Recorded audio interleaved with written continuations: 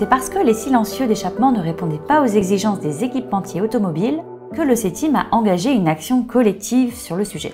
Résultat, la création d'une nouvelle méthode de mesure et d'une norme ISO 20145, transmission pneumatique. Quels acteurs entrent en jeu dans la création d'une norme et quelles en sont les étapes?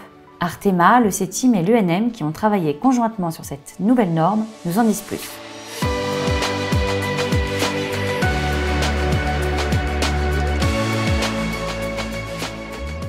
Olivier, quelle a été la problématique rencontrée avec les silencieux d'échappement? Les silencieux d'échappement proposés par les fabricants de composants pneumatiques n'apportaient pas une garantie suffisante d'efficacité en termes de réduction du bruit ambiant sur site industriel.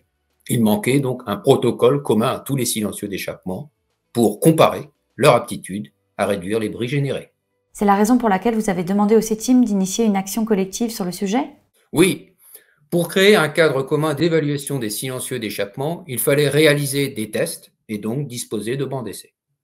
Artema s'est tourné vers le CETIM, qui disposait des moyens techniques appropriés et qui avait la double compétence technique en acoustique et en pneumatique. Sophie, quelles ont été les étapes d'instruction?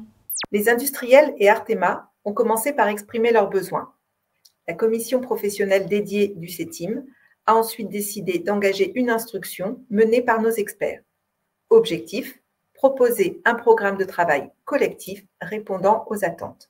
Et quelle solution a été trouvée? Lors des essais, une instrumentation d'une dizaine de microphones a été réalisée afin de recueillir toutes les données nécessaires au développement de la méthodologie. L'analyse des résultats a permis de proposer un protocole simplifié.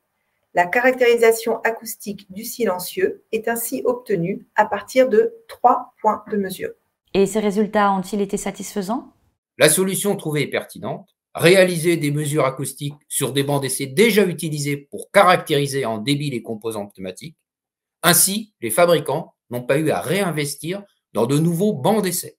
Ce protocole normatif simplifié a été la base du projet normatif français qui allait devenir une norme ISO. Estelle, pourquoi rédiger une nouvelle norme sur le mesurage du bruit des silencieux d'échappement? La norme française dédiée à ce sujet était trop complexe et donc peu utilisée. Les résultats concluants d'une méthode facilement réalisable par les industriels ont donc fait l'objet d'une proposition de norme à l'international. Quel rôle a joué l'UNM sur la formalisation de cette norme?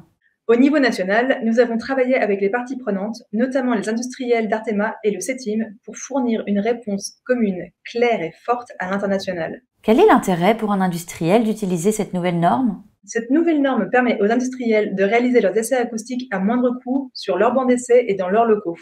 Il s'agit d'un véritable gain de temps et d'argent. Un industriel souhaite en savoir plus. Vers qui peut-il se tourner? Il peut consulter la Mécathèque, la bibliothèque du mécanicien, sur le site du CETIM, et en particulier la synthèse sur la caractérisation acoustique des silencieux d'échappement, qui décrit les différentes méthodologies ayant conduit à la norme ISO 20145. Merci, c'est très clair. Le syndicat professionnel remonte l'orientation souhaitée par la profession. Dans le cadre de l'action collective, le CETIM réalise les travaux et apporte son soutien technique à l'UNM dans les commissions de normalisation pour concrétiser les projets de normes. La normalisation est un enjeu de compétitivité pour l'industrie et c'est un travail d'équipe.